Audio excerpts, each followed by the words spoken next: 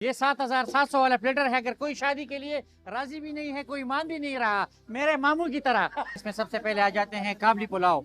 ये देखे अफगानी pulao with beef, ये साथ में बीफ भी आ जाता है। इसके बाद आ जाते हैं ये 10 पीस चिकन बोटी, 10 पीसेस मलाई बोटी, स्पेशल बटेरे।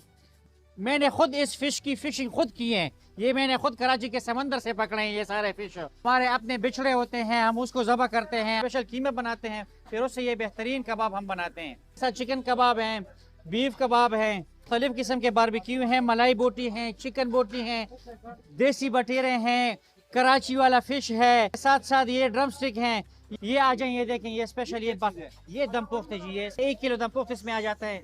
ये देखें 7,700 रुपए में आपको कितनी चीजें खानी पड़ेगी? 1 2 3 4 5 6 7 8 9 और 10 चीजें आपने खानी है। 10 और यही 10 चीजों वाला प्लेटर खाने के लिए मैं दमपोख लियाकत बाग वाली ब्रांच पे एक दफा फिर आ गया हूँ। और यहाँ पर बैठकर इनका ये प्लेटर जब मैंने खाना शुरू किया तो मेरे साथ वालों ने भी ये कहना शुरू कर दिया कि भाई नेक्स्ट टाइम भी जब भी यहाँ पर आओ तो हमें जरूर लेकर आना, क्योंकि यार पैसों के लिहाज से और क्वालिटी के लिहाज से ये टोटली रिकमेंडेड है।